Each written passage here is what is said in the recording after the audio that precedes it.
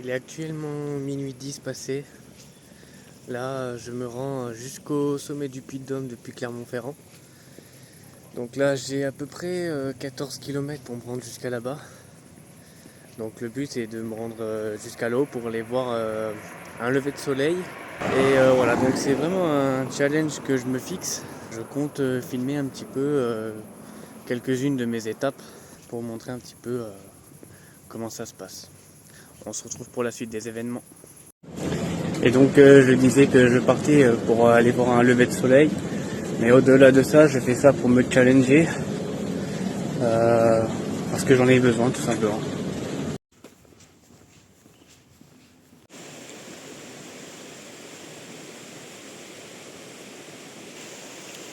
Donc là ça y est, ça fait 1h30 que je marche.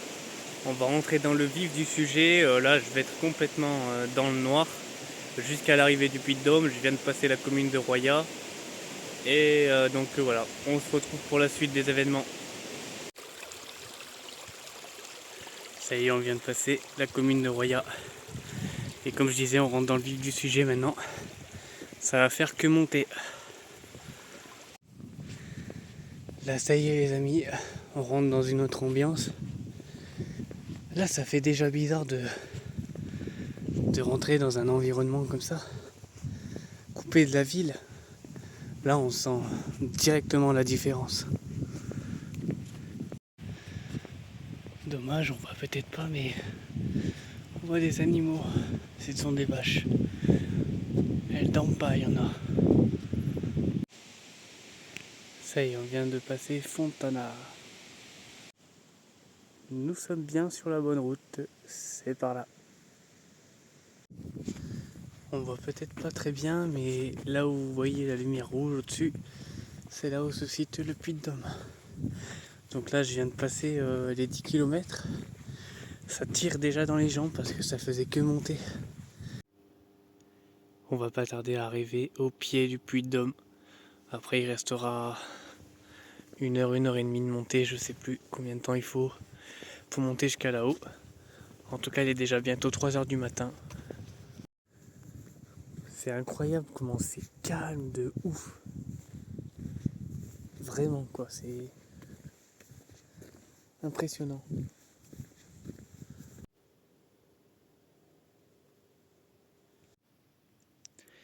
Et voilà, il me reste 1h30 pour arriver jusqu'au sommet. J'arrive bientôt jusqu'au sommet, je suis au 14e virage. J'en ai profité pour me poser parce que là, j'en peux plus, ça tire dans les jambes et dans les poumons. Il est 4h30 du matin. Je viens d'arriver au sommet du Puy-de-Dôme après plus de 4 heures de marche. Les dernières montées ont été pénibles. Comme ça on voit pas bien, mais là on voit la lune, elle est juste magnifique, elle est d'un orange incroyable. Et là voilà, on commence à voir les couleurs du jour apparaître. C'est juste magnifique.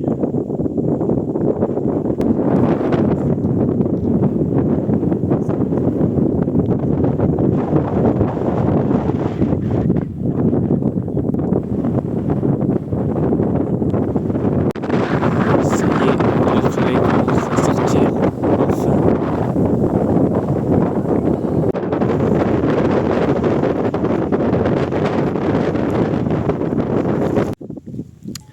On a de la compagnie. Regardez-moi comme c'est magnifique.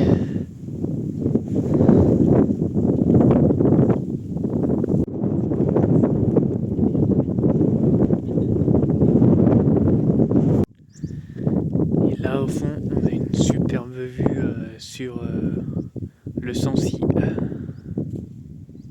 Bon, tout ça pour dire que le lever de soleil était vraiment magnifique. C'est la première fois que je venais le voir comme ça au Puy-de-Dôme en 25 ans de vie. Mais je ne regrette pas. Et bon, et heureusement que je suis venu couvert parce que depuis 4h30 ce matin là, ça a caillé fort fort fort.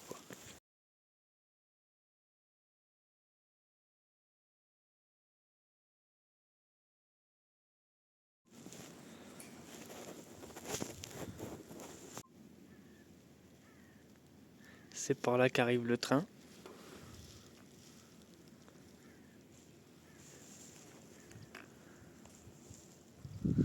Ici, là, il y a un restaurant, il y a de quoi se restaurer.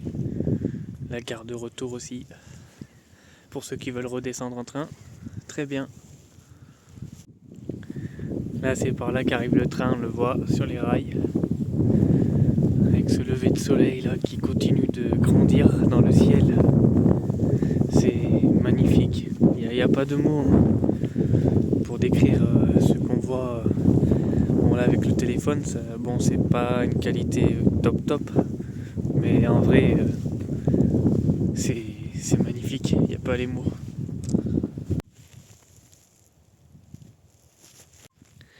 Voilà, donc là, je vais vous emmener au puits de Pariou qui se situe là-bas. Ce que vous voyez en bas, là, sur ce volcan, on le surnomme le petit puits de Dôme. Donc il n'est pas très connu celui-là, mais il est magnifique. Hein. Voilà.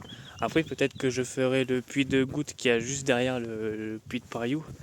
On verra comment je me sens parce que j'ai déjà 20 km dans les jambes, donc c'est déjà pas mal. Ça va quand même plus vite en descendant qu'en montant. Hein. Là vous voyez, j'arrive ici. Donc je vais essayer de faire ce volcan là. Et après, le puits de Pariou, ici, j'ai pas trouvé d'accès pour monter. Tant pis. Franchement, il n'y a pas à dire. Pour moi, c'est l'un des plus beaux spots pour regarder le puits de Dôme. C'est vraiment magnifique, quoi. Surtout quand il y a un lever de soleil, les couleurs magnifiques.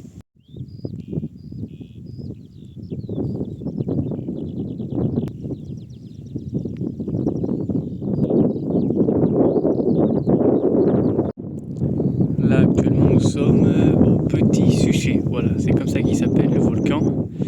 Là, on voit le puits de Dôme. Et là-bas, c'est le Grand Suchet. Ici, là, sur ce volcan, on peut voir le puits de Cliarzo. Et au bout, ici, si on voit bien, le puits de Pariou. Voilà, donc actuellement, je suis au Grand Suchet. Là, depuis tout à l'heure, depuis que je suis parti du puits de Dôme, je suis redescendu dans la forêt, là. Et là, j'ai atterri au Petit Suchet au bout. Il y a du vent. Jusqu'à atterrir ici. Voilà. Donc ici, on a le puits de Côme. Donc là-bas aussi, on voit bien le Cliarzo, le puits de Pariou. Voilà, et tous les volcans là-bas, je connais plus leur nom, mais ils sont magnifiques aussi. Là, je vais me terminer les jambes en finissant par le dernier volcan que je vais faire, à savoir le puits de Pariou. Je l'avais déjà fait il y a quelques mois et je me suis dit pourquoi pas le refaire, parce que c'est l'un des plus beaux volcans d'Auvergne, tout simplement. Et voilà, après avoir gravi je sais pas combien de marches, nous voilà arrivés au puits de Pariou. Panorama magnifique, bien évidemment. On s'en lasse pas. C'est ainsi que ma rando s'achève. Là, je suis au jardin Lecoq de Clermont-Ferrand. Là, j'en peux vraiment plus. Je rentre de 50 km de randonnée quand même, avec beaucoup de dénivelé, mais c'était une expérience immense. Franchement, ouais, je ne l'oublierai pas.